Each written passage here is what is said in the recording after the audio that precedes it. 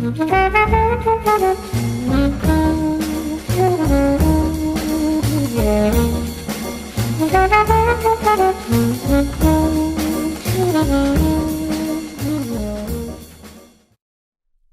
to Take 5, a podcast brought to you by Newleaf Training and Development. Each edition is an inspiring interview with a leader worth listening to. Enjoy! Hey, I'm Paul Butler. I'm one of the client partners at Newleaf Training and Development, and I'm delighted to be joined today by Matt Dixon, who is one of the principals at the Trinity Classical Academy. Matt, for nearly 17 years now at Newleaf, we focus on our core purpose of helping people and organizations better manage themselves, lead others, and grow business acumen. I just wondered, what are your recommended best practices to help people and organizations be their best? But please do start, though, by telling us a little bit more about your organization, what you do and who you serve. So over to you, Matt, and I'll wrap it up when you're done.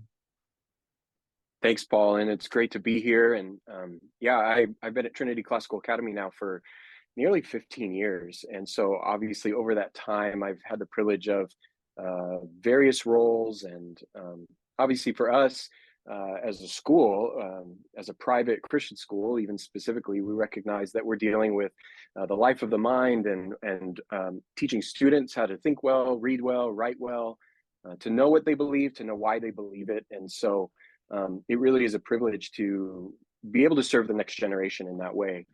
But I think what's interesting is being at a school, and again, as I said, having the variety of roles I've had to think about these things and what are maybe even some business practices and how does that impact school life? Because at the end of the day, while we have a very clear mission, we still have to be a good business. We still have to be wise financially. We still have to make sure we have happy customers, if you will, even though it's maybe in a different context than other places. And I think one thing that came to mind, particularly a few years back, that hit me was Peter Drucker's quote there. He says, "Culture eats strategy for breakfast." And when I came across that, it was life-changing for me in the sense of how we work and what the purpose is of work and what that looks like. And this is what I mean by that.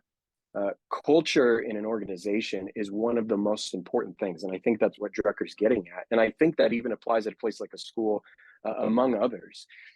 And the culture in the sense of how we do our work, how we go about doing our work. And it's the question for me, the understanding that culture is this. Culture is answering the question of what does it mean or what does it look like when we're at our best to fulfill our mission?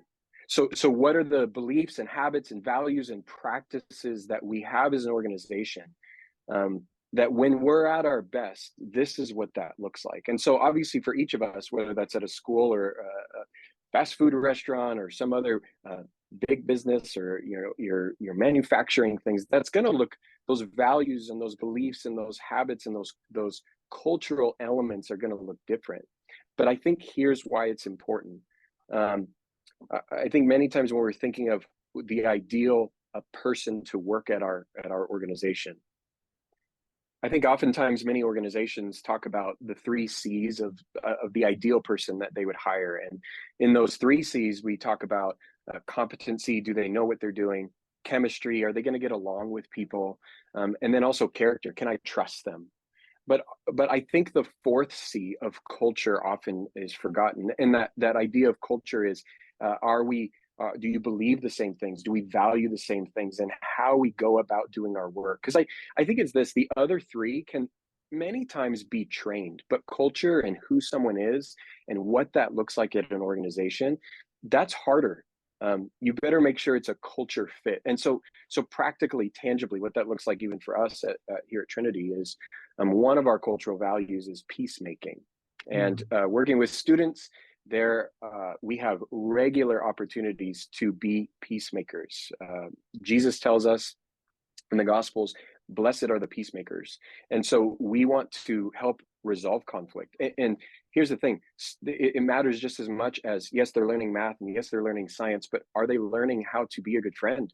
Are they learning how to love one another and to reconcile? I think many in our culture today don't know some of those basic things. And so we want to make sure we're instilling that. And so we know as an organization that we are at our best when we are making peace among our students, even amongst faculty, staff, whatever that might look like. And so that's just a tangible example of what that looks like. And again, culture.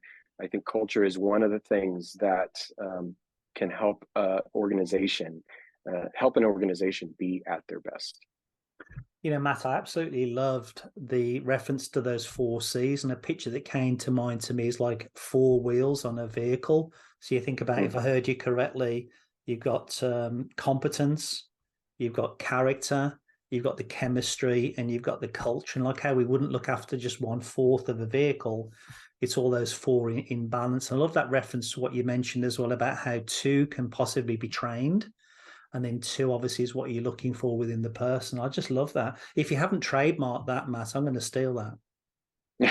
I probably have stolen that from someone else of various things of reading, but it was good enough that I've remembered it, and it honestly has made an impact for just how we think about things here, and we see it. I love that. And I think the Bible does say something about thou shalt not lie or steal. I should not steal. Yeah. I think we all would want those kinds of things. People Matt, we can trust. Matt, thanks ever so much. And just a message out to the subscribers to keep an eye on the events page of our website for the events that we have coming up on a regular basis, most of which are free for you as well. So, Matt, could I offer you a virtual high five? Oh, please. Let's do it. Thank you, Matt. I'll see you soon. I hope you found that interview useful, and if you did, feel free to rate, review, and share this podcast. We'll be back next week with another episode, and we also invite you to check out our other weekly podcast, Going the Extra Mile, which is sure to lift your spirit and encourage you in today's working world. Bye for now.